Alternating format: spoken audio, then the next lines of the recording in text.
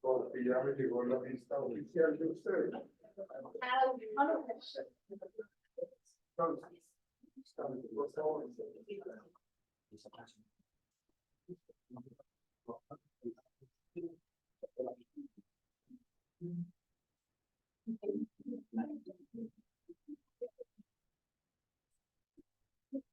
Jessica Liceo Acevedo.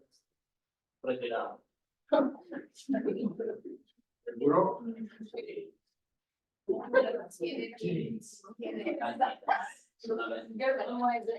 Leslie Alape.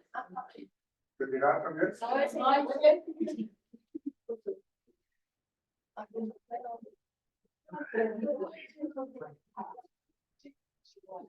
Paola Aleán.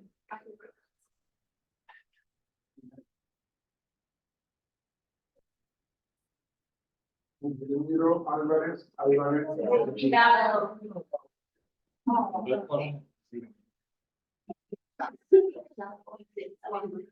Natalia Álvarez. ¿Quién no sabe?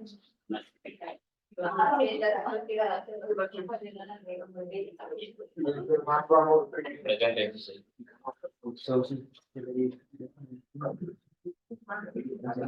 Joana Arias.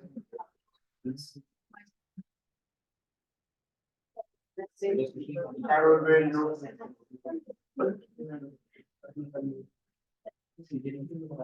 Adriana Bernal.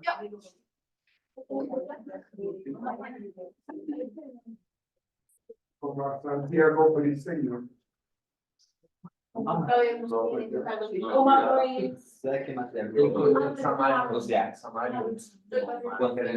lo conocen?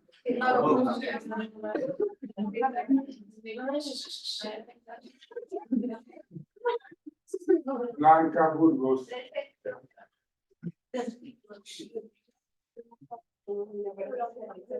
Lady Carolina Cabra Cruz.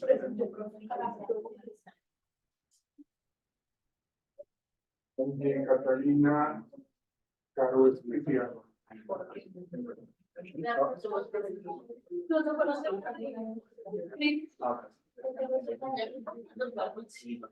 Tania Valentina Castillo.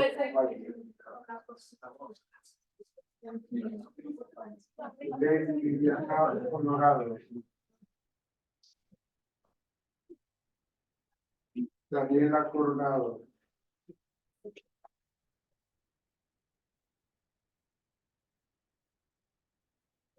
Andrea Daza Parra.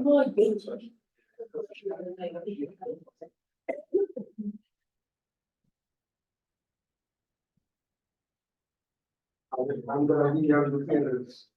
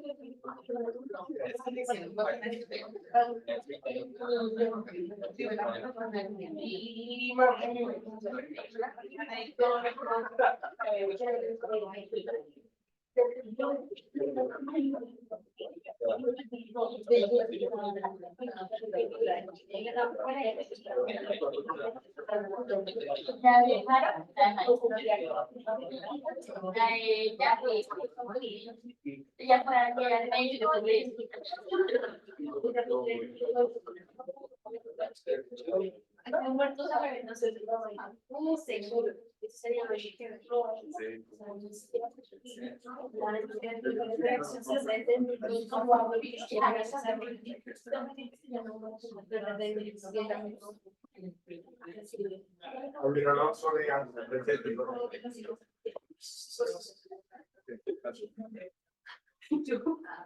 Santiago Andrés,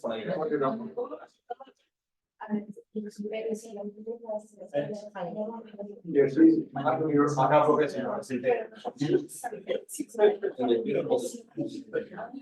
Laura Giraldo,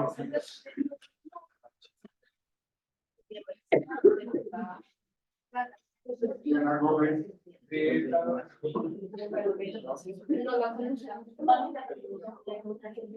Diana Gómez, Guarnizo, no la conocen.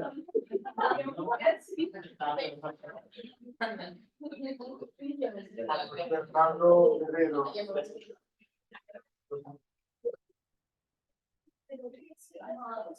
María Mercedes Ataramoy.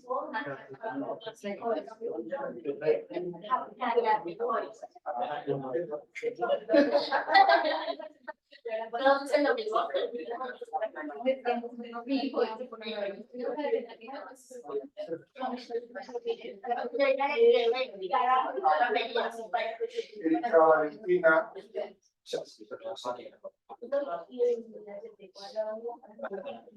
Yaxi Jimena.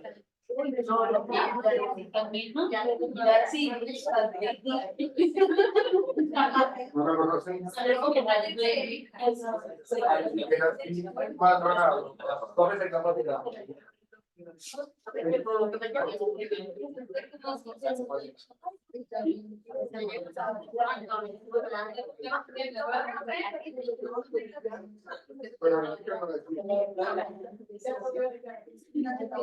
Laura Martínez.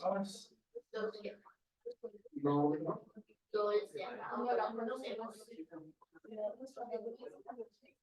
Álvaro Javier. Molina.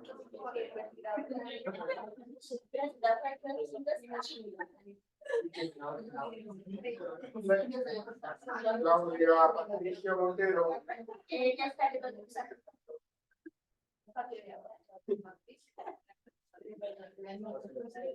Ana María Morales.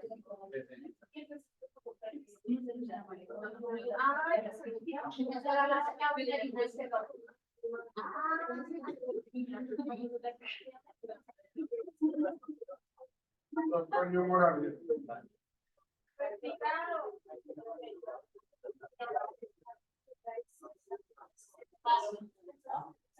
Cristian David.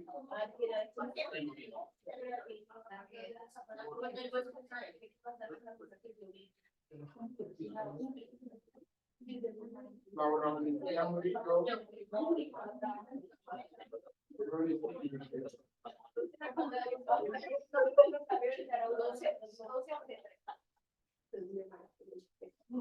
Juan Camilo Ordóñez.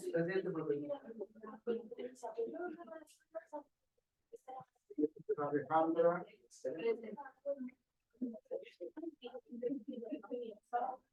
María Valentina Parada.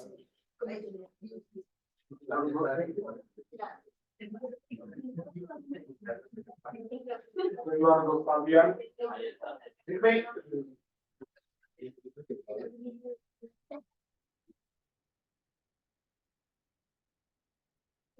Yo con Eduardo.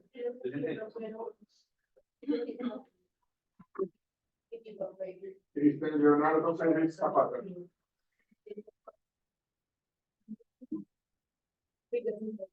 Laura Vanessa Ramírez.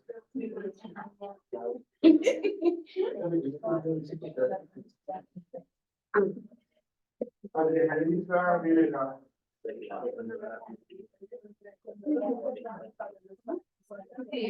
Clara Rodríguez.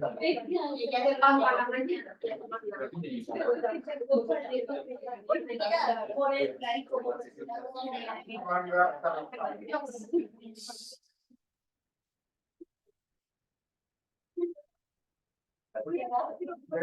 Salcedo.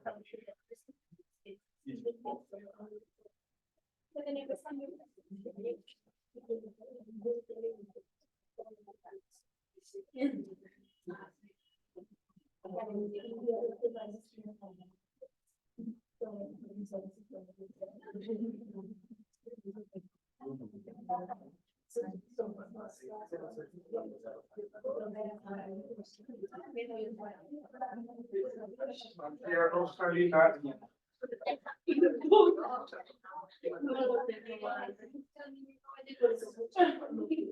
Diana Marcela Santibáñez.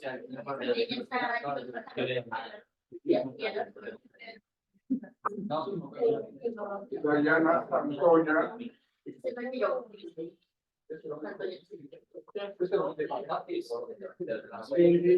Torres.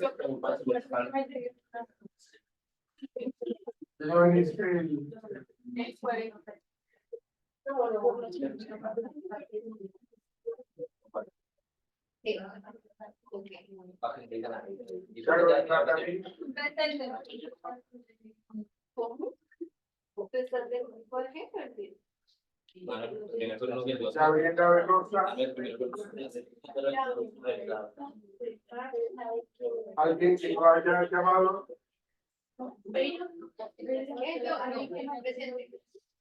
Siga hablando mío. Daniela Alejandra. ¿Pero si me llamó? No, yo tampoco. Apellido Daniela. Daniela. Serna Sánchez.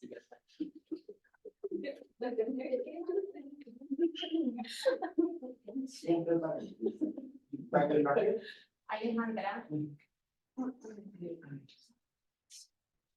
Serna S-E-N-N-A Sánchez.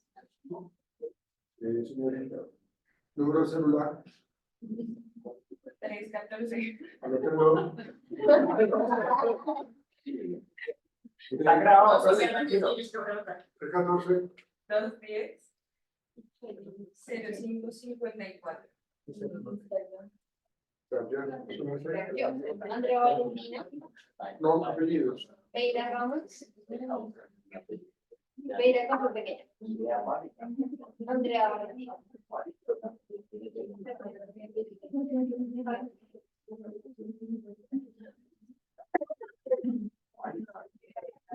Número. Selena Díaz. Cédula, celular.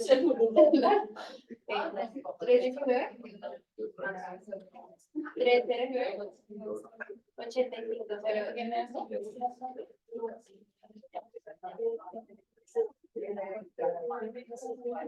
Creo que hay otra chica que está ahí, que ella dijo.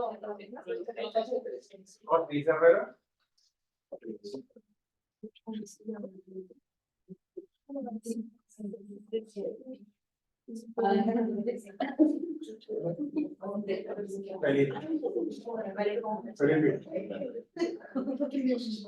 Celular 313. Señorita, ¿dónde está el 225? 313. 225. 86, 47.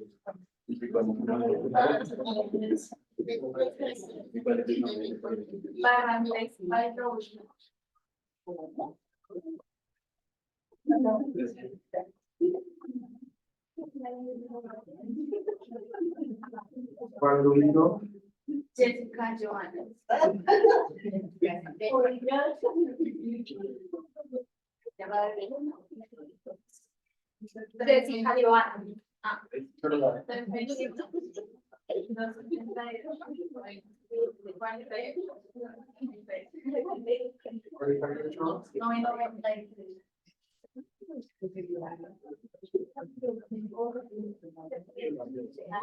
ok, muchachos, entonces, Compañera que no puedo venir hoy, pero no está aquí.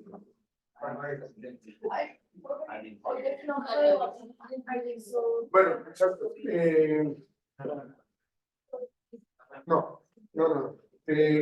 Quiero que prestemos atención a estos dos videos que están mostrando unos cambios que se hacen para facilitarles a ustedes todo lo que tiene que ver con la matrícula, con recibos de pago, con dependiendo, digamos, de la diligencia que ustedes vayan a cancelar, a pagar, ahí aparece. Entonces, nos van a mostrar desde PSE, la plataforma, hasta los bancos que están, digamos, allí autorizados. Entonces, vamos a ver esto, pues, porque es una recomendación que nos pidió el favor el señor rector, que lo socializáramos con ustedes para que ustedes tuvieran conocimiento del mismo. Entonces, permítanme, por favor. En el siguiente video tutorial les vamos a enseñar el paso a paso de cómo generar su recibo de pago con código de barras. Primero, debemos ingresar a www.portales.com. Aquí vamos a ingresar nuestros datos, correo electrónico, contraseña y posterior código CAPTCHA. Estando en este apartado ya podemos seleccionar la opción de cartera. Eso nos despegará dos opciones, una orden de pago y otra histórico de ingresos. Le vamos a dar en orden de pago. Seguido, esto nos aparecerá. En nuestro código de estudiante, nuestro programa, acá podemos seleccionar el programa en el cual estamos activos. Le vamos a dar en consultar. Seguido de esto, nos sale orden de pago. Acá, para poder generar el recibo, tenemos que seleccionar un concepto en el apartado concepto. Abono de crédito, carnet estudiantil duplicado, certificado de estudios por periodo, certificado de notas por periodo, contenido programático para asignatura, copia del acta de grado, copia del diploma de grado, derechos de grado para técnicos laborales, derechos de grado para pregrados y posgrados, examen de habilitación o supletorio para pregrado y posgrado, examen de suficiencia para pregrado y posgrado o póliza de seguro para técnicos laborales. Debido a esto le vamos a dar clic en agregar. Después nos saldrá esta ventana que nos sale la descripción a abono de crédito y debemos verificar que el valor sea el monto que pusimos previamente. Luego de esto le vamos a dar en generar. Acá nos saldrá una ventana que nos dice que se generó correctamente la orden de pago. Le damos OK y le damos clic en imprimir orden de pago. Allí nos va a abrir la siguiente ventana con los siguientes datos. Nos va a salir el número de identificación, el nombre, el código y el programa. Algo muy importante, en la opción de detalle nos va a salir el código de convenio. Este código va a ser el mismo para programas de pregrado y posgrado, y el de técnicos es un código de convenio totalmente distinto. Tenemos que tener en cuenta que en la parte de abajo nos va a salir el código de barras y este código lo tenemos que imprimir en impresora láser. Ventajas. Evita realizar el trámite para formalizar tu recibo de pago. El pago se verá reflejado de forma automática en tu plataforma de notas. Valida y descarga el histórico de tu recibo de pago. Este servicio te garantiza rapidez e inmediatez. Segundo video.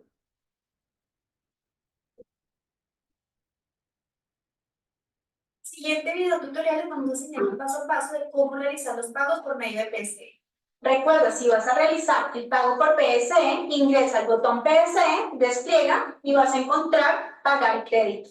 Posterior te va a salir para escoger el programa, en este caso Ingeniería de Software para este tutorial, le damos clic en consultar. Debido a eso, seleccionamos el concepto, entre ellos tenemos abono de crédito, carnet estudiantil y duplicado, certificaciones de estudio por periodo, certificaciones de nota por periodo, contenido programático por asignatura, copia del acta de grado, copia del diploma de grado, derechos de grado para técnicos laborales, derecho de grado para pregrado y posgrado, examen de habilitación o supletorio para pregrado y posgrado, examen de suficiencia para pregrado y posgrado, póliza de seguro, técnicos laborales y semillero especial. Antes de proceder al pago, es esencial que tengas en cuenta los siguientes aspectos.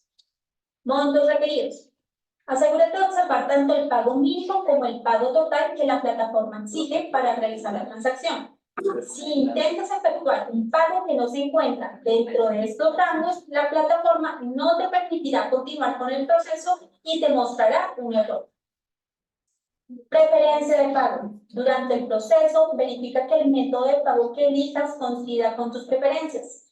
Es decir, si planeas pagar con PSE, según indique la plataforma, el proceso correcto comenzará con la selección de tu banco en la lista desplegable.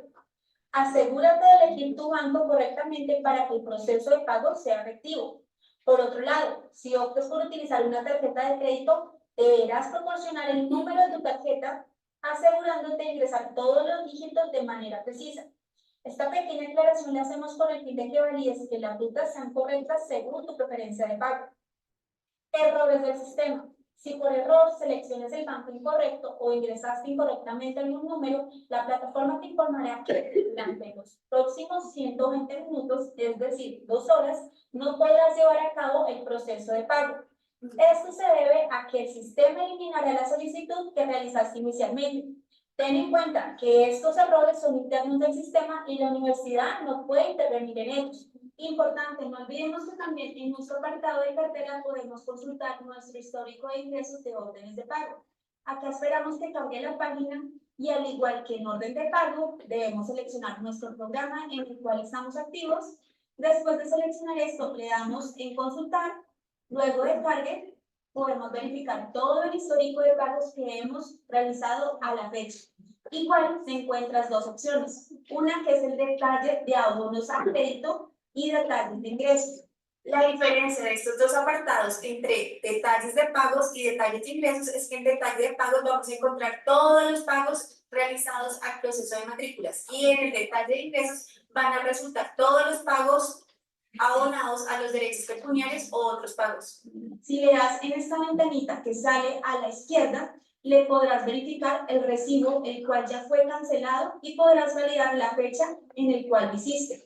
Y en la parte de detalle de ingresos, igualmente puedes verificar al imprimirse la orden de pago. Ahí podrás verificar todos tus ingresos y lo que has abonado a la universidad. Ventajas. Evita realizar un trámite para formalizar tu recibo de pago. El pago se verá reflejado de forma automática en tu plataforma de notas. Valida y descarga el histórico de tu recibo de pago. Bien.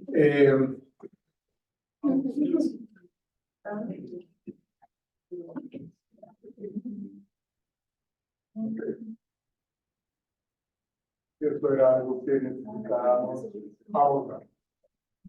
Bien, de esta circular, ¿la entienden? No. ¿Qué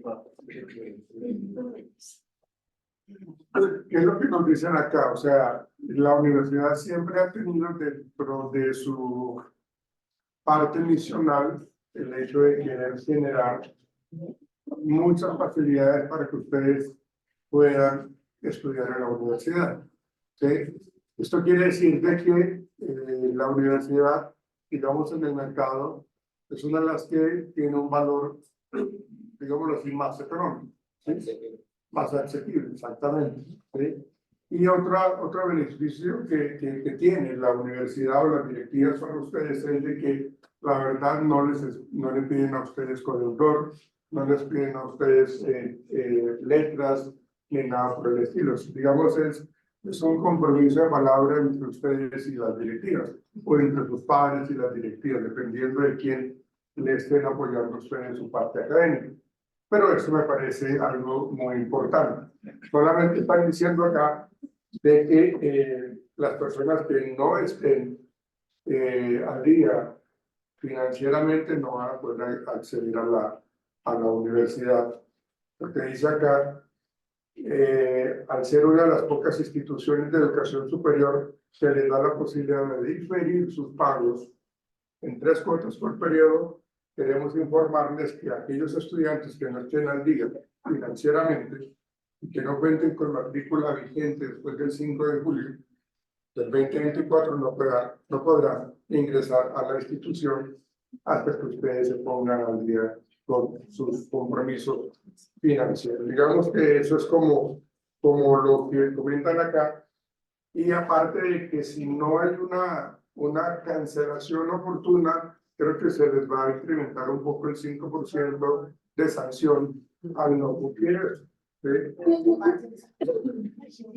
Pero miren ustedes los beneficios que se tienen, ¿no? Pues acuérdense, esto es un contexto académico, pero pues, esto no es sin ánimo de lucro, ¿no? Esto genera pues un compromiso en donde tienen que pagar nóminas y una gran cantidad de cosas, igual tienen que en cierta manera cumplir, porque pues ustedes son obviamente los clientes, son las personas más queridas, admiradas por los directivos, pero pues, obviamente pues no puede ser, como les digo, sin ese compromiso de pago como tal. Y algo muy importante que mencionan acá, pero que creí que lo iban a mencionar allá, pero no lo hicieron, tiene que ver con el carnet digital. ¿Sí? El carnet digital dice que a partir del 5 de julio todos los estudiantes contarán con su carnet digital con el propósito de que ustedes, como cada uno de nosotros tenemos celular y seguramente la mayoría tenemos datos, ¿sí? Internet, entonces podemos descargar en el celular el carnet siempre, o tomarle un pantallazo, lo que sea, para mantenerlo siempre disponible para ustedes, porque una de las cosas que se presentan como problema a nivel general del estudiantado es que los estudiantes, digamos, ahorita ustedes salen la primera hora de clase y salen a comer algo y se les olvidó el carnet acá. Entonces, cuando ustedes van a ingresar, los señores porteros no les van a permitir el ingreso. Ay, pero es que tengo el carnet allá. No lo no pueden ingresar. ¿Qué hacen los estudiantes? La fácil, préstame el carnet, ¿sí? Al compañero o a la compañera. Entonces, cuando los señores porteros cogen al estudiante con un carnet diferente al de él, acuérdense que el carnet es personal y transferible. E intransferible. Entonces, cuando eso pasa, me llegan a mi oficina de bienestar, entonces, dentro del reglamento estudiantil hay un apartado en donde dice sanciones y una de ellas es hacer uso de manera indebida del carnet estudiantil, ¿sí? O prestarlo o hacer cosas que no están dentro de los parámetros de lo adecuado. Entonces, por eso hacen eso, para que no tengamos que estar sufriendo porque se me quedó el carnet en la casa o se me quedó el carnet, en el caso de las damas, en la otra cartera, ¿no? Entonces, digamos que esa es la idea. Entonces, para que sepan ustedes de que eso es un cambio que me parece que es supremamente importante. Bien, ahora, comencemos nuestra clase ahora.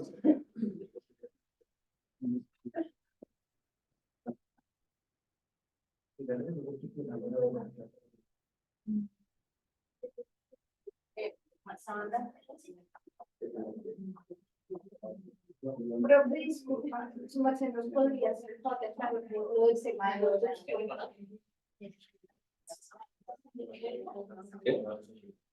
que en los circulares, si no estoy mal, decía que si uno pagaba los 5 primeros días, 10% de disponibilidad a uno 10 o 5. Decía, De un 5% para el resto. El 5% me dijo que estaba con interés.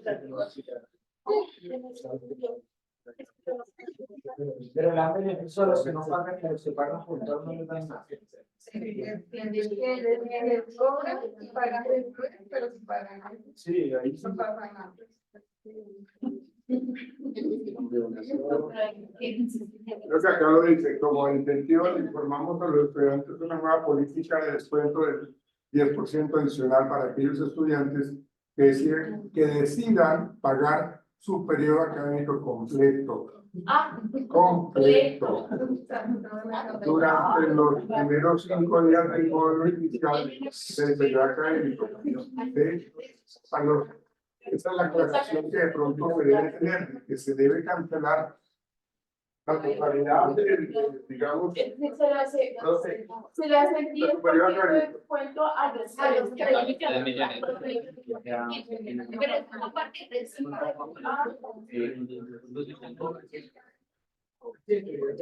Pues para el próximo que paga. pero en sí no tendría cómo responder. Bien, muchachos, entrémonos en materia con respecto a nuestra tema de hoy. Quiero centrarme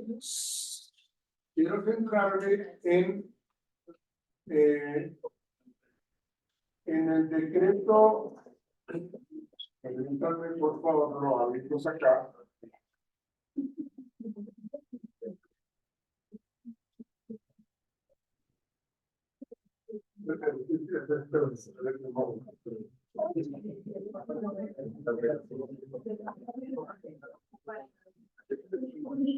Ok, sí, aquí está. Nosotros hablábamos en la clase anterior, pues, la importancia de lo que tiene que ver con esta cátedra Colombia. Miren, muchachos, esto, más que un contexto de aprendizaje, esto es más de concientización. Esto es más de, presten atención por favor, esto es más de yo cómo asumo mi cotidiano actual, yo cómo lo manejo, ¿sí? Y estoy hablando con futuros psicólogos. Yo soy psicólogo. Con más veras tengo que hacerles ver a ustedes pilas, porque ustedes no pueden hacer quedar mal la profesión. Ustedes no tienen derecho a que si ustedes actúan de una manera incorrecta, a nosotros no nos van a señalar a la persona, sino en general al gremio de psicólogos. ¿Sí? Entonces, ojo con eso. Y dentro de este decreto que habla con respecto a la importancia de la Cátedra Colombia, que ha sido institucionalizado para que en la formación primaria, secundaria, técnica y también de orden de educación superior lo podamos aprender. Pero eso no se aprende en la teoría. O sea, eso digamos que no es lo que quiero yo que les quede en su esquema de pensamiento. Yo lo que quiero es que ustedes realmente le den validez desde su actual. Y ahí lo mencionan con respecto al modelo de comportamiento. Y nosotros tenemos una serie de ejemplos de modelos de comportamiento que pueden ser buenos, regulares y malos.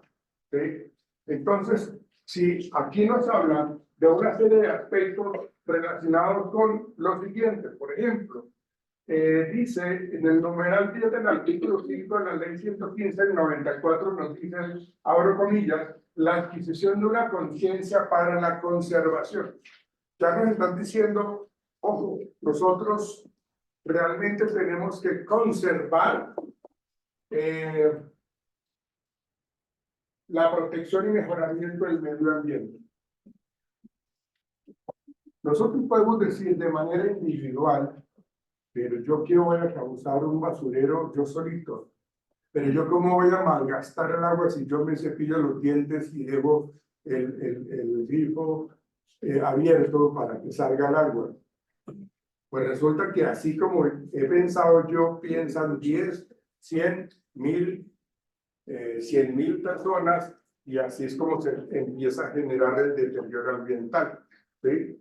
Entonces, lo que están diciendo, ojo, nosotros no tenemos la posibilidad de irnos, coger un Transmilenio y irnos para el planeta Marte. O sea, esto es nuestra casa, esto es nuestro hogar, el planeta Tierra.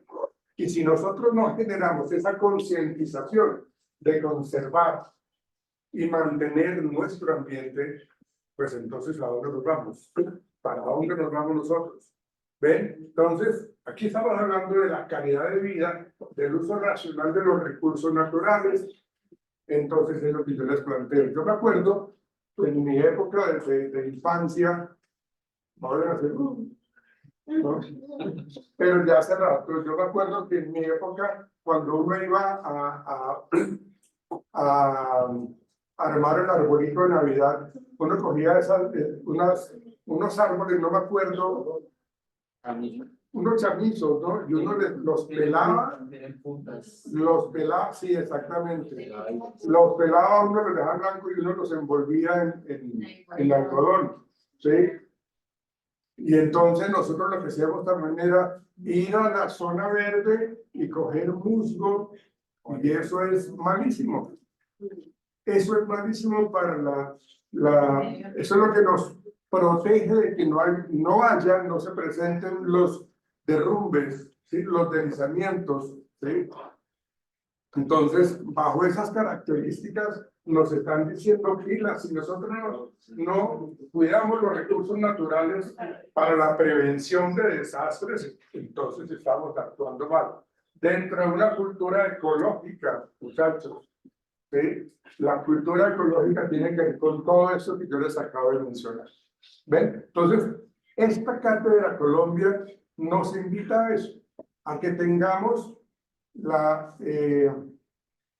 un análisis muy concienzudo de manera individual y que seguramente ustedes con sus hijos, con sus hermanos menores, con sus primos, con quien sea, ustedes son modelos de comportamiento, ustedes son los que están diciéndole al muchacho o a la niña o al niño, actúa de esta manera, ¿sí? Pero como hacemos las cosas a veces tan mal, tan al revés, entonces hacemos las cosas de una manera totalmente desajustada, negativa, en donde maltratamos, en donde violamos, en donde rompemos, porque no nos cuesta, ¿sí? Pero claro que sí nos cuesta, ¿sí? Y supuestamente nosotros somos los seres más inteligentes, somos los seres más racionales, pero de eso creo que nos falta mucho, pero enormemente. Y se lo digo por lo siguiente, cuando uno va a un parque y uno ve a estos perritos que son, digámoslo así, inválidos, ¿no? Porque tienen no tienen las paticas traseras, sino tienen unas llanticas, y los perritos corren por el parque sin ningún tipo de complejo. De hecho, los otros perritos no le hacen bullying, ¿sí? No lo señalan, no sé cómo decirle, pero no le hacen bullying, no existe el prejuicio, no hay esa maldad, y nosotros sí. Nosotros sí tenemos pues esa condición tan, entre comillas, tan malvada, en donde nos queremos siempre aprovechar del débil, nos queremos siempre aprovechar del menos favorecido, ¿sí? Y eso lo hacemos, y eso es parte de nuestra esencia como seres humanos, como cultura, ¿sí? Hay una imagen, una foto, un video, es como una foto en donde un perrito está cruzando el puente peatonal por donde es, y los seres humanos por debajo del puente. ¡Qué bestia! ¿Cuál será la bestia ahí? ¿No? Nosotros. ¿No? Entonces realmente tiene que ver con eso. Cuando hablamos nosotros de la cultura ecológica, la defensa del patrimonio cultural de la nación. Entonces, esto es algo muy importante que tenemos que tener en cuenta, y la Cátedra Colombia está hablando de eso. En los diferentes establecimientos oficiales o privados, de preescolar básica, media, restaurar la educación para la justicia, la paz, la democracia, la solidaridad, la confraternidad, el cooperativismo, en general la formación de valores humanos. Es lo que nos están pidiendo a nosotros que hagamos, pero no puede ser con malos comportamientos, no puede ser de una manera que yo me comporto acá en este sector o en este rol que tengo yo ahorita de la mejor manera, y entonces hago las cosas de una manera incorrecta e indebida. Eso no puede ser. Entonces, realmente, ¿qué tanto nosotros nos estamos cooperando? ¿Qué tanto generamos esta confraternidad? Si nosotros traspasamos fronteras, cuando uno se va para otro país, la colonia latina, en donde a uno lo reciben los peruanos, los chilenos, los bolivianos, porque es la cultura o la colonia latina, en donde nos reciben y nos aceptan por 1, 2 o 3 meses, ¿sí? Para que uno se llegue allá y se pueda como adaptar, como que pueda de pronto ir a conseguir un trabajo, pero allá a los 3 meses ya tienen que despegar de allí e irse para otro espacio. Entonces nos están diciendo de que nosotros como seres humanos tenemos la posibilidad de ser supremamente cooperativos, tener esa conducta prosocial para generar ese altruismo de una manera permanente, ¿sí? Pero, pues obviamente no hay que aprovechar de la gente que nos tiende la mano y que nos quedemos allá por tanto tiempo, porque no nos lo van a permitir. Porque sí, nos ayudaron, pero la idea es no generar ese tipo de reacción tan negativa, ¿no? Entonces, si nosotros hablamos de los valores humanos, díganme ustedes, por favor, algunos valores que ustedes consideren. Respeto. Respeto, un valor humano. ¿Perdón? Igualdad. La igualdad, tolerancia, honestidad, solidaridad. ¿Qué otros? Empatía, honradez. Es lo que nos pasa. Y es lo que nosotros a veces no hacemos. Es claro, o sea, generamos lo que llaman los antivalores, ¿sí? Entonces, si está hecha la trampa, Esa la ley, esa es la trampa, algo así, porque fecha y de trampa. Algo así, ¿no? Entonces, realmente, esa situación o esa condición nos determina a nosotros que en la nueva constitución política del 91, en no la de 1886, la Cátedra Colombia tenía que haber institucionalizado. De hecho, o sea, tienen que decirnos a nosotros, venga, tenemos que comportarnos de tal manera porque nos va mal, porque no sabemos comportarnos, ¿sí? Y es algo que le cuesta a uno entender, sabiendo que, lo decíamos en la clase pasada, de que el ser humano viene a este mundo a disfrutar la vida, a disfrutarla, a tener unas relaciones interpersonales lo más placenteras y sanas posible, ¿sí? Pero es lo que nosotros realmente no podemos entender o no queremos entender. Entonces, aquí dice, permítanme,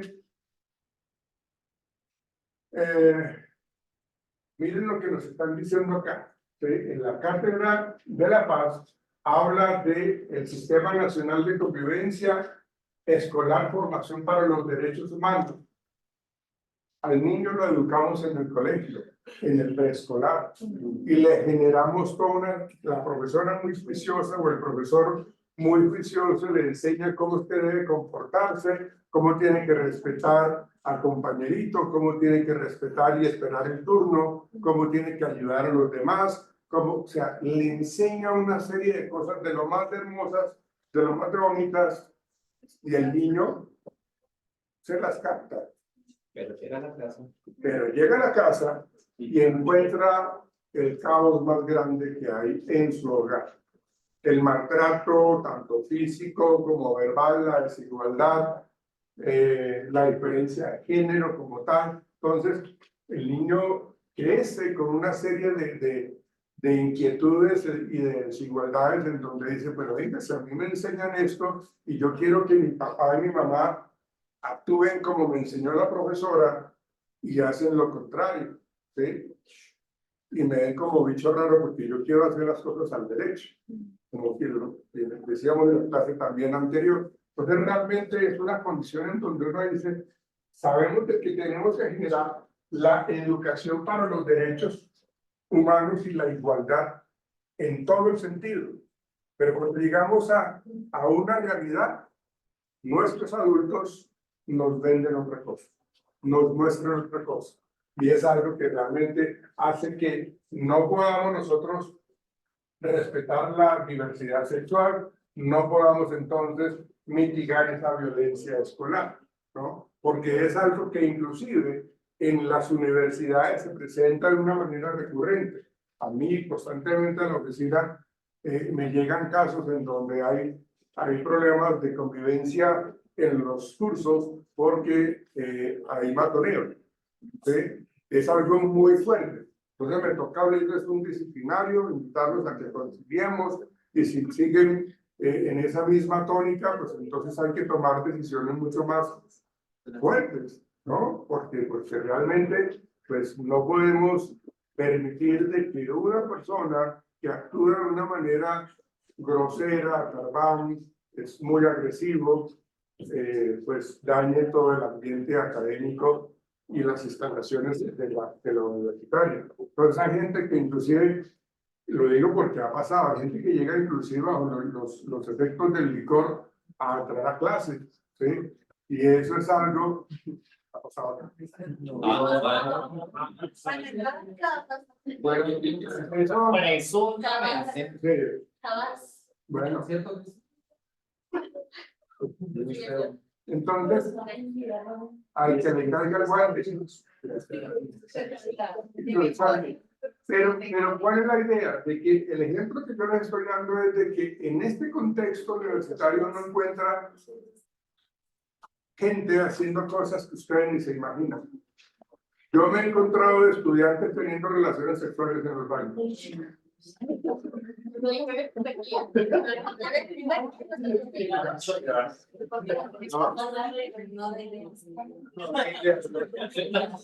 Para que esté. Entonces, eso, o el hecho de estar decorado, o por eso es que acá en estos espacios siempre hay cámaras, porque hemos... A decorar.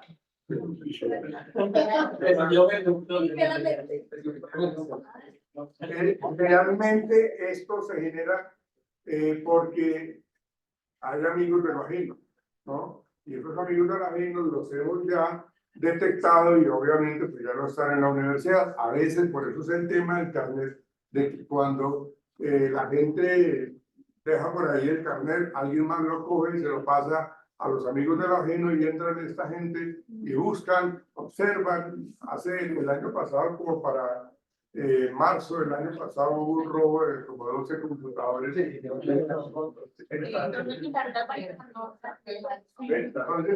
eso es algo que nos está diciendo cómo nosotros tenemos que realmente plantear en este artículo 4.3, fomentar y fortalecer la educación en y para la paz. Las competencias ciudadanas. ¿Qué competencias ciudadanas hay? Dígame competencias ciudadanas. Son muy similares con los valores que teníamos nosotros. Pero ¿qué competencias ciudadanas hay? No, ayudar a la gente, por ejemplo. La empatía. Eso no es, por ejemplo, que el semáforo está en verde y esto. Claro, exactamente. O sea, pero ¿qué es lo que hacemos nosotros? El semáforo va a cambiar a amarillo y la aceleramos.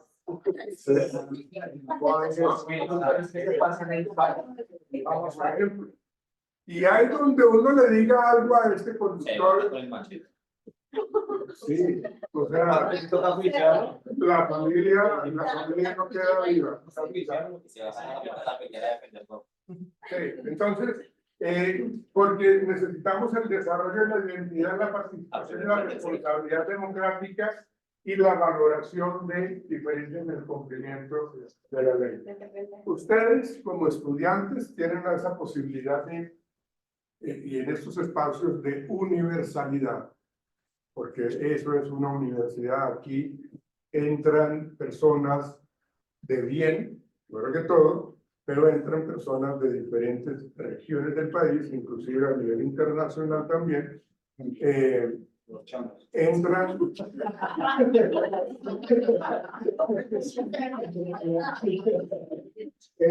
personas con diferentes credos religiosos, con diferente orientación de género, ¿sí? Entonces realmente es esto la universalidad. Y ustedes tienen y lo han hecho, o sea, yo he vivido y he notado de cómo los estudiantes que actúan de una manera justa y velan por los derechos de ustedes como estudiantes en la igualdad, pues entonces pelean por ustedes, pelean para ustedes, pero obviamente cuando yo hablo de pelear, no es pelear a puños, sino obviamente generar como un escenario en donde mediante el diálogo ustedes y la junta directiva o el consejo académico lleguen a acuerdo, ¿sí? Pero eso es lo que se espera que se genere para poder entonces empezar a encontrar soluciones en esos procesos. Si nosotros hablamos de esos disciplinarios que yo les comentaba a ustedes, se les abre ese disciplinario y ellos, o sea, tienen la posibilidad de, por favor, tienen la posibilidad de hacer una carta en donde se generan los descargos.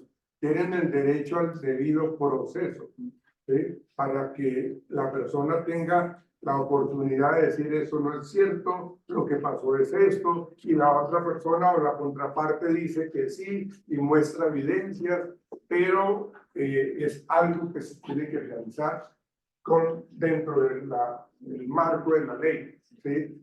Porque si violamos esos procesos de unir, de recoger la información, entonces pues obviamente eso va a ser totalmente sesgado. Entonces es algo que nos está planteando este decreto. Si nosotros, y eso lo quiero que lo miremos mañana, cuando hablemos nosotros del tema de la igualdad con respecto a la parte laboral, ¿sí? Porque estamos hablando de los derechos humanos. Entonces, imagínense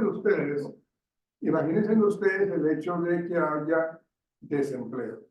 ¿Qué implica cuando hay desempleo? ¿Qué implica para nuestra salud? Estrés, ansiedad. Ok. Hay una serie de respuestas a nivel emocional, a nivel médico que está afectando.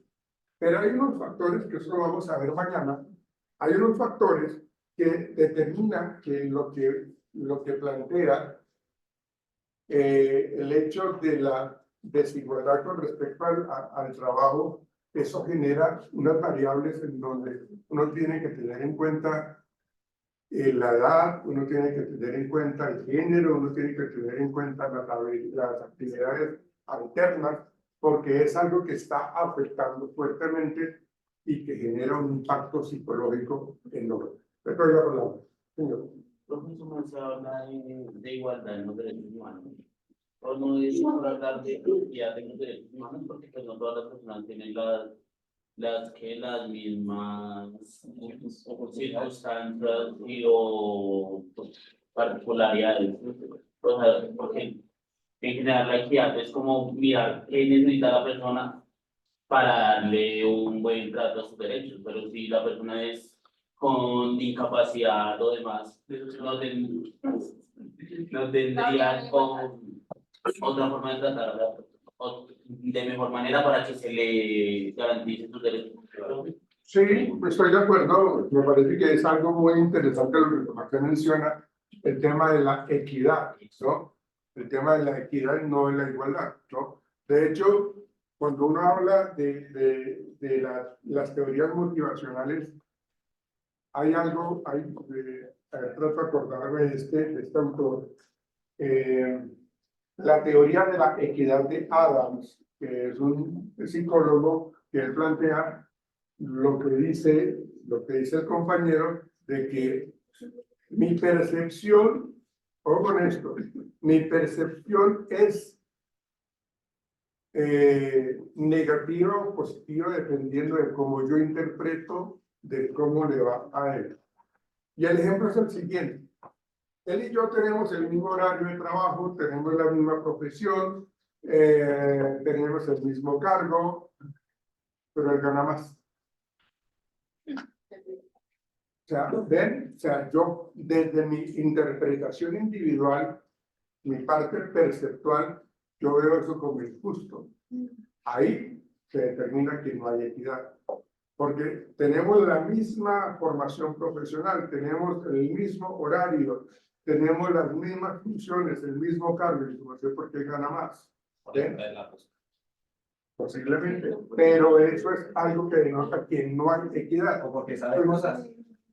También, sí, o sea, pues fíjense que todo eso que ustedes mencionan determina que ese tipo de concepto está rayando pues precisamente con la desigualdad. Y cuando yo percibo esa inequidad, ¿sí? Cuando yo la percibo, entonces yo no me voy a matar. Yo no voy a ser tan pendejo de hacer, o sea, quedarme hasta tarde sabiendo que estamos haciendo lo mismo y él tiene más privilegios que yo. Entonces yo lo percibo de esa manera y ahí se está dando el tema de la inequidad. Entonces, ese concepto de la igualdad de derechos humanos puede ser muy importante lo que usted dice de la falta de equidad con respecto a los beneficios pues, que pueden tener las personas en diferentes espacios. Podría ser. Señor. Profe, respecto a lo que estaba el compañero diciendo, yo quería hablar de ese tema. Por lo menos la equidad que por lo menos hay en las empresas me parece muy buena porque le dan la oportunidad a personas discapacitadas para tener, digamos, igualdad de trabajos. Por lo menos nosotros tenemos la Cancillería del centro y allá trabajan personas que son auditivas, o sea, que son, entonces, digamos, como que ellos les habitúan los puestos, pues, o sea, siento que me parece chévere que tengan como esa igualdad de trabajo, porque pues les están dando una oportunidad que realmente lo hacen. Claro, pero ustedes saben de que eso porque se empezó a hacer, ¿no? Claro, para disminuir los Impuestos y todo eso, claro.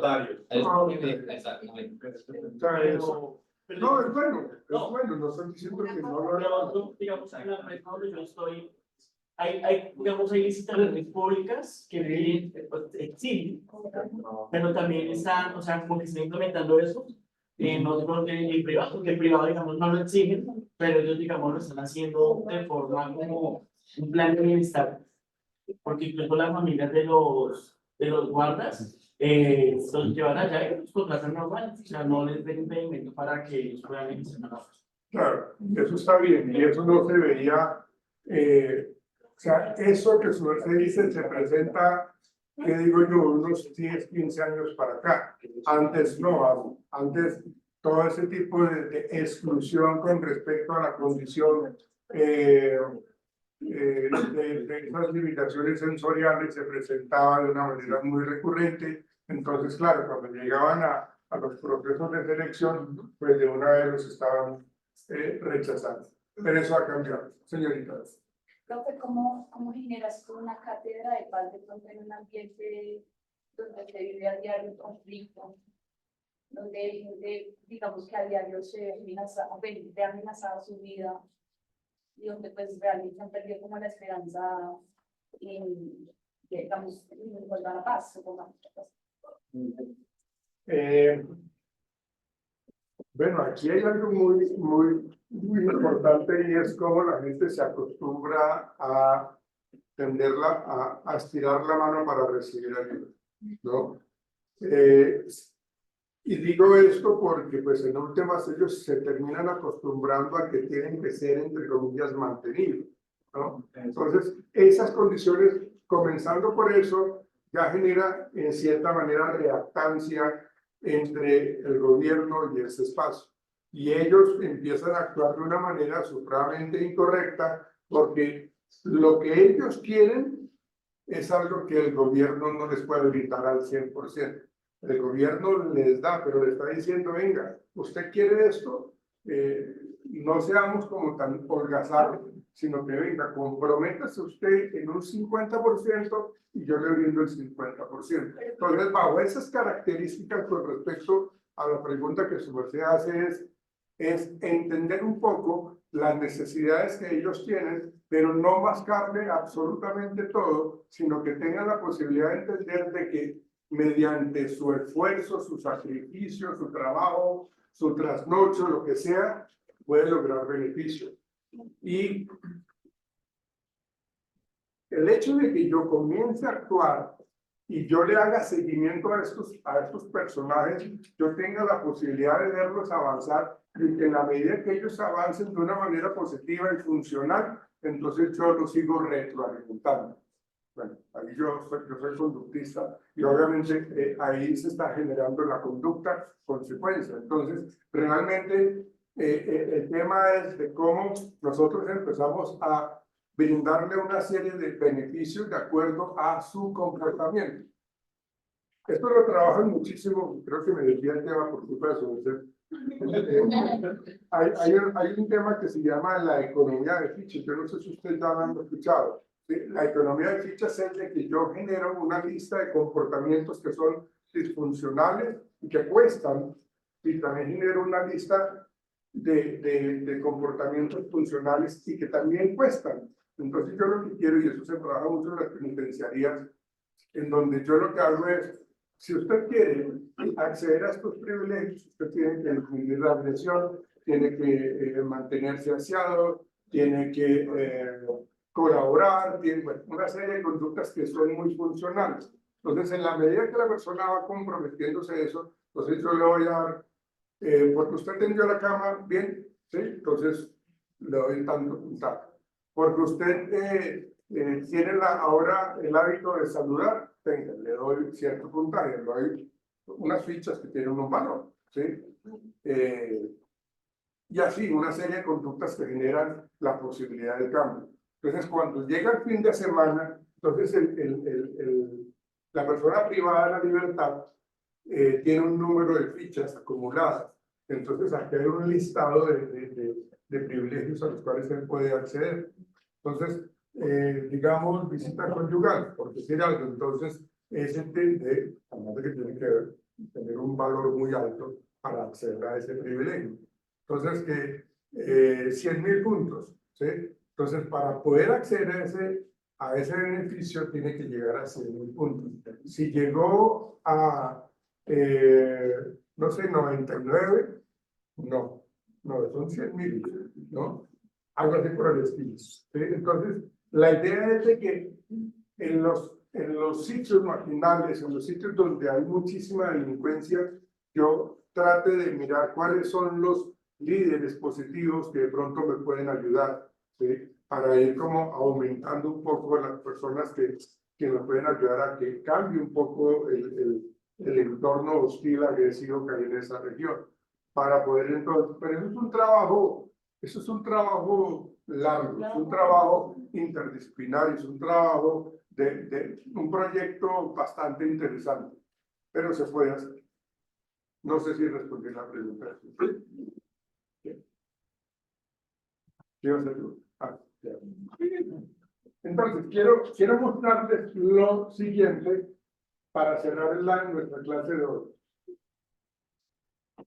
Bueno, acuérdense por favor, para mañana quiero que...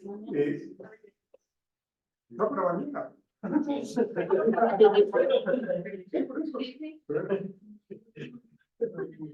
Bueno, clase virtual, ¿no? Mañana puede. Sí, no, Sí, el viernes, clase virtual. Yo me está acá. Yo no me Es decretado. Una manito. Una manito. Jóvenes, ¿qué les pasó? Estamos felices. Porque sí. Pero es que felices no quiere decir desordenarse. Oh, miren esto, por favor. Estamos hablando de estamos hablando de la percepción que puede existir con respecto a un contexto social, con respecto a un país, con respecto a cómo nos comportamos. Todo eso que yo les hablé ahorita, nos lo van a explicar acá y nos van a resumir en el... Según esta organización, en el 2010 Colombia ocupó el puesto número 78 entre 178 países evaluados, con un puntaje de 3.5, al igual que países como Grecia y Irán. Esto se califica de 0 a 10, siendo 0 muy corrupto y 10 ausencia de corrupción. Durante 5 años consecutivos, Colombia ha obtenido puntajes debajo del cuadro. Y desde hace 12 años está incluido en la encuesta, las calificaciones no han pasado en promedio de 4.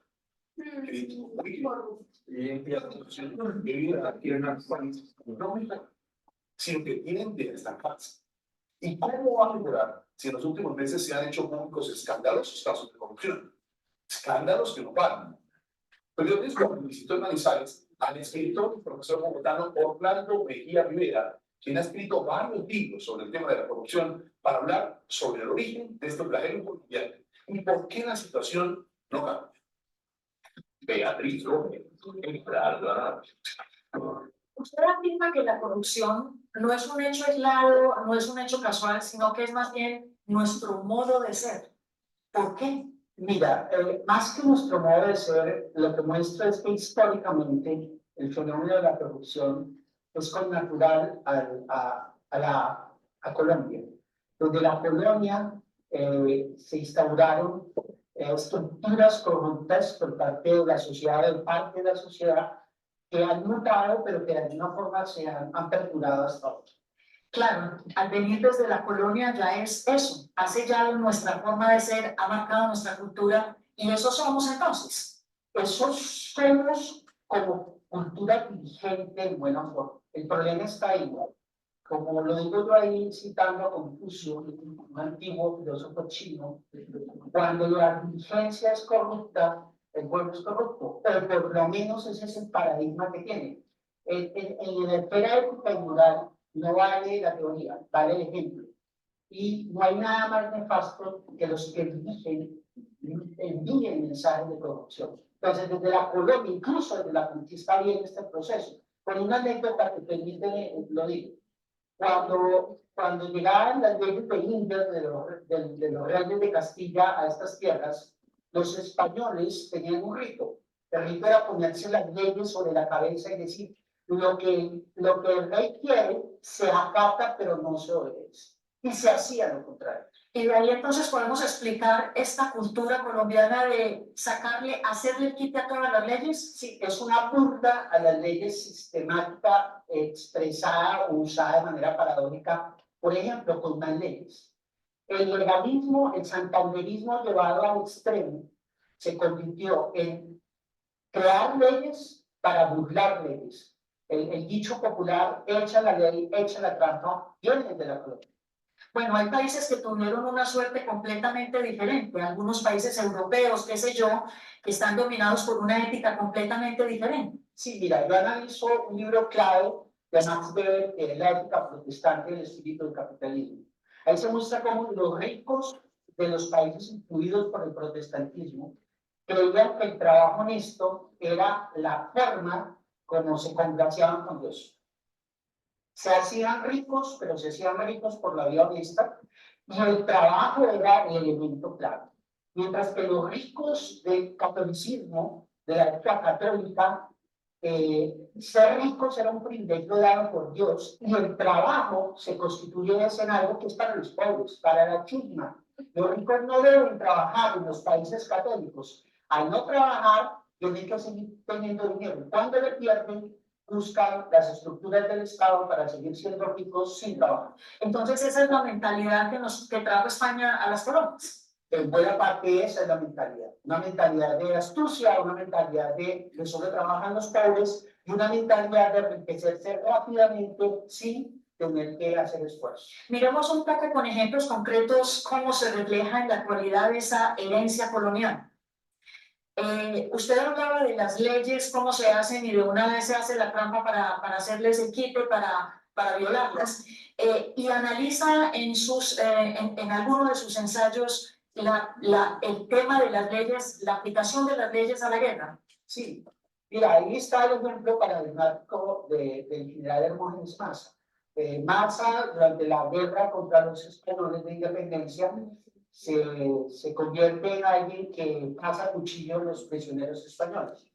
En una época donde no hay derechos humanos, pero el asunto se vuelve tan notable que Bolívar ordena en una misiva a Maza, general Maza se le ordena que no derrame una sola gota de sangre más de los prisioneros españoles. A las semanas, en una batalla cerca de Montaux, Maza pone más de 300 españoles prisioneros, les pone piedras en los pies, los tira al río Magdalena, los ahoga obviamente, contesta Bolívar. General Bolívar se cumplió sus órdenes, no se derramó una sola gota de sangre de los prisioneros. Esa que es una anécdota que está validada por varios historiadores, representa muy bien ese juego con las leyes del Colombia. ¿En qué hechos del pasado, en qué hechos de la colonia podemos explicar que la casta que dirige a Colombia se sienta con derecho a todo? Viene desde los famosos terratenientes aristócratas que llegaron acá, que las bulas papales les dieron tierras, simplemente a cambio de que los indígenas fueran convertidos al cristianismo. Y yo le repito, en su sentido ético y en su sentido, digamos, cosmológico, trabajar era un asunto de pobres. Se crea una especie de pureza de la sangre falsa. En la Nueva Granada se llegaron a constituir 17 clases de sangre, imagínate esto, totalmente anticientífico. Entonces es la pureza de la sangre igual dominar el Estado para esos hijos de terratenientes sin trabajar. O sea, una especie de convicción divina de merecerlo todo, que se viene hasta lo que yo llamo los hijos de papi, que podemos poner apellidos porque están ya judicializados. Los Müller y muchos otros es el prototipo de hijos de papi de este país, que creen que merecen expoliar el Estado e incluso lo hacen con cierto resentimiento y vergüenza sobre su país porque sienten que es. Mire, profesor, ¿en qué momento los bienes del erario público se convirtieron en un botín? ¿Y en qué actitud y mentalidad colonial se origina este hecho? Eso es muy interesante, mira, eso tiene una estructura que tiene que ver con la encomienda. La encomienda es la que genera la clase política. El paso de la encomienda a la República de Colombia fue un cambio de nombre, pero no de estructura. Por eso aparece la figura del cacique. La figura del cacique viene en la encomienda, pero se convierte desde la colonia en el clientelismo. Ahí se da una relación muy extraña que es muy grave para el país. La política colombiana siempre ha estado unida a clientelismo con cacique. Y hasta ahora. Yo os he llevado a que el 60-70% de todos los políticos desde hace 200 años son elegidos por la vía del clientelismo hasta ahora. Eso en el día de las elecciones, donde a través del dinero, a través de la expresión pues, de las armas, se eligen el 70% de los políticos colombianos. Eso lo sabe la clase política clientelista. Por eso es que no le interesa el voto de opinión. Porque el voto de opinión solo lo ha tenido en Colombia el 30%. Una pregunta, la permisividad social que existe en Colombia frente a los vivos, frente a los que violan la ley, a los que se salen con la suya, a los que hacen un desfalco, ¿de dónde viene? ¿En qué aspecto de la mentalidad colonial se origina esta permisividad? Pues tiene que ver un poco con los privilegios de clase también, ¿ves? Los privilegios de clase, o así no se perteneciese a una clase privilegiada, el sentimiento de que si alguien que era el jefe o el amo podía hacer lo que quería, de alguna manera había que seguirlo, limitarlo. Javier Alvarado tiene un poema muy duro que dice: el problema de Colombia es que imitamos nuestra aristocracia, o sea, hacemos lo que hace nuestra aristocracia. Entonces, se va construyendo una permisividad, además un paradigma, un prototipo que yo llamo el prototipo del astuto, que lo vemos en la educación, que lo vemos en la política, que lo vemos en los corruptos de hoy. Vemos esa astucia, la astucia de ir con rapidez, de hacer el esguince, el atajo, lo que yo llamo. Colombia tiene una grave enfermedad que es un síndrome del baloto. Es una sociedad que quiere enriquecerse sin esfuerzo, que huye del trabajo serio. Entonces, donde ahí viene una serie de estructuras que se han enquistado. Ahora, eso es, no es todo, ¿no?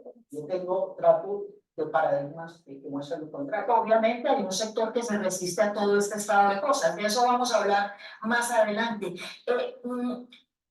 ¿Qué relación encuentra usted entre la impunidad y la corrupción? Es muy grande, mucha gente lo ha estudiado. Y aparte del problema en Colombia, es esa asociación entre corrupción e impunidad. Un informe de la Unión Europea del año 2009 muestra que el sistema penal acusatorio tiene un grado de impunidad del 96.7%. Y hay estudios muy serios, hechos por asociaciones muy serias, internacionales y nacionales, que, por ejemplo, muestran que la justicia en general en Colombia alcanza una efectividad de 3.7%. Entonces, en una sociedad donde su sistema judicial es la impunidad y lo que manda, estimula al ciudadano a volverse corrupto porque hace balances. Y es lo que vemos todos los días. Yo me robo este instituto, y me meten 4 años de cárcel, me meten 6 años de cárcel y salgo multimillonario. Mire, profesor, ¿qué reflexión le suscita a usted esa vieja frase que ya es muy popular del expresidente Turbay, de que hay que reducir la corrupción a sus justas proporciones? Sí, Turbay representa la clase política clientelista, es el arquetipo de eso. Es el uso de la política para expoliar al bien común a favor de unos pocos. No, la clase de los presidentes Turbay es coherente con él y con lo que representa una política y unos políticos que han hecho un inmenso daño en este país. El núcleo de la corrupción en Colombia es el núcleo de la clase política que siempre ha llegado al poder por la vía del clientelismo. Turbay representa eso. Y la famosa frase de uno de los Nulli, que la corrupción es inherente a la naturaleza humana. ¿Qué le dice a eso? Pues, para cualquier profesor de filosofía, pues, primero lo ridículo de la frase, ¿cierto? Y segundo lo cínico de la frase. Representa el hijo de papi y madre llevado al extremo de utilizar el mundo y el poder de Colombia es lo que ellos son. O sea, es el cinismo llevado al extremo. Es una verdadera verticada a millones de colombianos que se levantan todos los días a trabajar y se mueren tales pero honrados frente a estos personajes con apartamentos incubados, etc.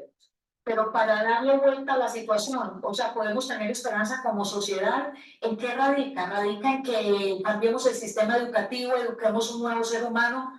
¿O directamente radica en el ejemplo que es la clase dirigente? Varias cosas. De alguna manera uno quisiera creer que las políticas anticorrupción que parecen estarse cambiando, por lo menos, realmente eso se lleva a sus consecuencias reales. Eso de alguna manera disminuiría la impunidad.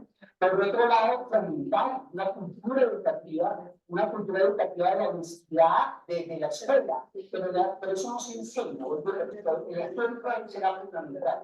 Mira, no hay nada que otra la sociedad cuando los cantados y los labios, como se llaman códigos, llegan a dominar el país. Esto es un país mandado por retardados morales y por eso la corrupción ha campeado. Pero sí hay esperanzas. Tienen que haberla además y te voy a decir por qué. Jorge Garay, el economista colombiano, ha hecho un análisis de un inmenso valor sobre el concepto de cooptación del Estado.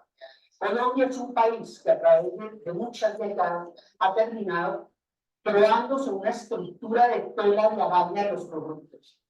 Es un Estado prácticamente a puertas, lo que llaman la cooptación del Estado. Un Estado al servicio de mafias. Las mafias no solo son las mafias del narcotráfico. En Colombia se han unido ya, por eso no hay tanta violencia como en México explícita, las mafias del narcotráfico y las mafias de la clase política. Es una armonía que pretende ser una sociedad aparentemente normalizada. Profesor Orlando Mejía Rivera, muchísimas gracias por compartir sus ideas, sus estudios, sus análisis con el banco. Ok. ¿Alguien quiere opinar al respecto? Señor, Acá sí que no va a cambiar, es muy difícil que acá cambie. El tema de corrupción que estamos viendo ahorita con el No, gobierno. no es difícil. Él dijo que hay esperanza. No, no es difícil. Ya hace cuántos años No, no es difícil. Ustedes que están en formación precisamente pueden generar una conexión en esa telaraña, pero una telaraña que sea propositiva, una telaraña que sea supremamente legal, una de la equidad, de la igualdad, de todo, o sea, es viable. La cuestión es que, obviamente, tenemos que derrocar a una serie de personas que realmente no permiten eso. Pero que es viable, lo es. Yo se los comentaba a ustedes cuando hablábamos de la entrevista que le hicieron a Antara Núñez hace como 30 años. Si queremos cambios, tenemos que empezar a educar hoy día. Y eso lo dijo 30 años atrás. Y creo que no lo hemos hecho. No se ha generado la tarea como debe ser. Señor. Yo siento que principalmente, primero, hablar de corrupción en uno de los medios donde que se maneja más corrupción, que son las noticias que nacionales, que se maneja corrupción, pues pantallas de humo, totalmente, entonces me parece algo incoherente.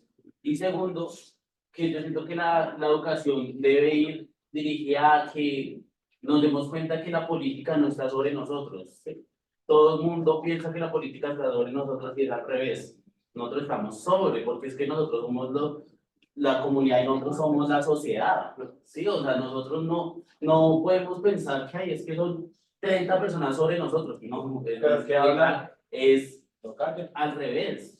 Somos toda una sociedad sobre 30 personas que tienen que se supone ayudar a nosotros. Pero es que lo que me dice es que desde los tiempos de Simón Bolívar nunca hemos estado en libertad. Colombia se creó bajo la corrupción. Entonces ahí no sería más que decir que la política está sobre nosotros, sino que hay un mundo detrás que nos impide. Una historia que Exactamente, lo cambia desde el momento en que nos damos cuenta que nosotros somos los que elegimos a la gente. Si nosotros escogemos gente que realmente no está aportando a Colombia, pues ese es el problema, ¿sí? Siempre, Pero es que los números que vaya a subir siempre, todos son corruptibles, todos. Y un partido de izquierda o derecha siempre. pero es que si en todo el mundo hay corrupción, porque hay países que son funcionales y nosotros no. ¿Por qué? Porque Por temas culturales, exacto. Exacto, o sea, hay corrupción porque lo hay en todos los países, pero hacen las cosas. sí, la presión con base de eso que usted dice, el asunto es de que sí, hay corrupción en la mayor parte del mundo. Hay corrupción. Pero el asunto es de que aquí en Colombia, o sea, cuando hablamos de un pastel en donde los corruptos lo que hacen es sacar su tajada, digamos, los corruptos de otros países, digamos, piensan un poco en la sociedad, ¿no? Piensan un poco en la igualdad. Entonces, la tajada que sacan no es tan grande. No es tan grande, ¿sí? En cambio acá, tristemente, por eso hace la introducción este periodista de que Colombia está en una calificación supremamente negativa. O sea que ahorita igual estamos. No, yo creo que se mantiene por ese nivel. Pero cuando se habla de la corrupción, nuestro gobernante lo que hace es quitar una tajada mucho más grande y no pensar en la sociedad. Profe, pero yo creo que también deberíamos tener en cuenta que corrupción no solo implica el hecho de política o gobierno, sino también empieza en un ámbito no tan pequeño como en eso, de pronto de cuando tú haces hechos, cuando tú compras a un compañero para que te haga trabajo, igual. Entonces, como por no solo depende del gobierno como tal, sino de los ciudadanos. Es exactamente, creo que nosotros comenzamos la clase del. ¿Cuándo comenzamos la clase? Miércoles. Les decía yo eso, que le hacemos honor a la mentira y a la falsedad o lo que sea, a lo corrupto, y cuando actuamos bien, somos más. Nos veremos mañana. Por favor, indaguen con respecto al impacto psicológico del desempleo.